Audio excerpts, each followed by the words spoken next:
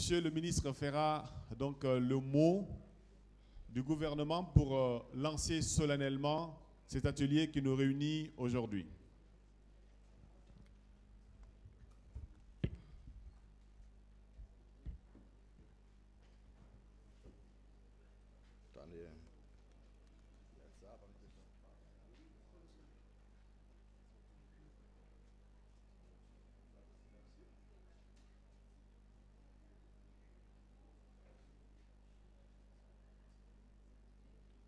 Bonjour.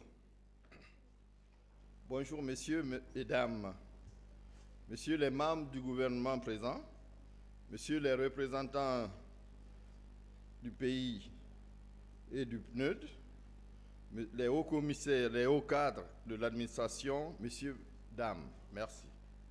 J'ai l'honneur, au nom du président de la transition, chef de l'État, de participer avec vous pour la préparation de la conférence du Stockholm 50.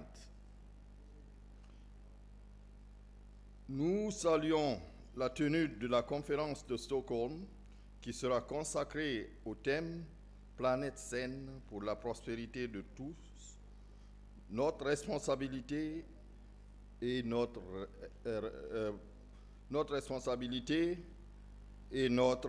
opportunité ». Au niveau de mon département, dont je relève, c'est-à-dire l'énergie et l'eau, nous avons conscience de notre obligation de l'œuvre de la prise en compte de la dimension environnementale dans le cadre de la réalisation de nos projets et des actions de développement du secteur. Notre pays est considéré comme le château d'eau de l'Afrique. Présentement, il pleut chaque année en average, à la moyenne, je veux dire, entre 1, ça dépend des lieux, 2 jusqu'à 3, 4 mètres d'eau qui tombent sur notre pays. Le pays également regorge, elle est connue comme la source des rivières de l'Afrique de l'Ouest. Et comme vous le savez, ces rivières aujourd'hui sont en péril. J'ai eu l'occasion de visiter la source au Fouta, à Farana et un peu partout à travers la Guinée. Mes remarques sont alarmantes, à savoir les sources des fleuves comme le fleuve Sénégal est complètement tari. Et c'est dû à quoi? C'est dû à nous-mêmes, nos frères et nos sœurs qui ne se sont jamais occupés de la maintenance de ces sources. Au contraire, ils ont coupé tous les bois autour et pollué complètement les sources de nos rivières. Cela nous pose d'énormes difficultés, surtout nous qui produisons de l'énergie à base de l'eau. Nous qui distribuons de l'eau pour la population guinéenne, je veux dire le ministère de l'énergie et le ministère de l'hydraulique. Pourquoi? Si nous ne prenons pas attention de nos fleuves, des sources de nos fleuves, dans l'avenir, nous risquons de périr tous avec ces fleuves. Donc, qu'est-ce que je recommande au moment où je suis là devant vous? C'est vous dire de se donner la main, de s'occuper de nos sources de rivières et d'empêcher ceux qui coupent présentement le bois pour le charbon, pour faire les ménages, de les introduire dans d'autres sources d'énergie, à savoir le gaz butane par exemple. Donc nous avions un fonds de gaz butane et j'encouragerai à tous mes compatriotes de les utiliser.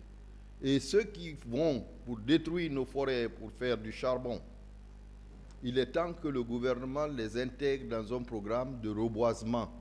S'il faut même les faire d'eux des fonctionnaires ou des travailleurs en consultancy, avec bien sûr l'appui de l'aide extérieure, parce que ce n'est pas seulement la Guinée qui est un problème.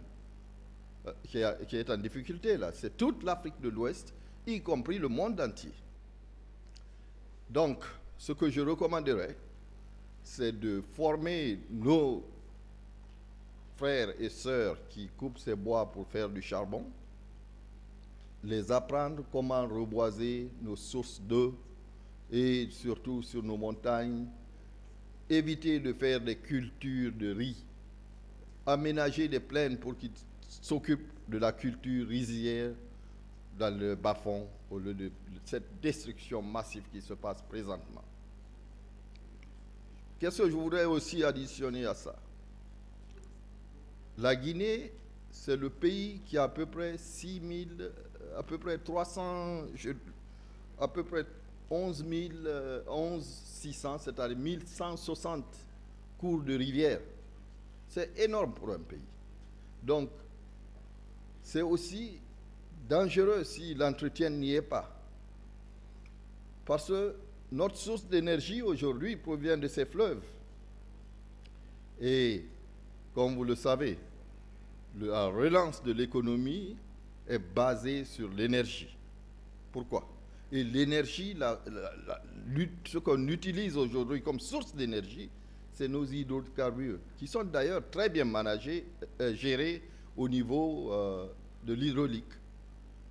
Nous les faisons des barrages en cascade, nous essayons d'aménager nos plaines, de sorte que l'eau qui descend est contrôlée. Mais la source, et encore une fois, la source, c'est là où le danger imminent existe. Donc je voudrais, au nom du gouvernement, que vous preniez conscience de cela tous et que vous vous mettez à l'œuvre pour mettre fin à cela. En même temps, j'encouragerai ma collègue de l'environnement, du ministère de l'Environnement, de mettre un programme et de travailler avec nos collègues des investisseurs qui nous accompagnent pour nous aider à survivre. Parce que sans eau, il n'y a pas de vie. Alors, je voudrais très bien vous remercier et j'espère que votre séminaire, vous allez beaucoup apprendre avec les experts qui sont là. Merci. Monsieur le ministre, avant d'annoncer l'ouverture solennelle, si vous pouvez inviter la secrétaire générale du ministère de l'Environnement à dire un petit mot liminaire sur la conférence. D'accord. Madame du ministère de l'Environnement, j'ai appris que vous avez un mot à dire. Je vous invite à bien vouloir s'associer à moi.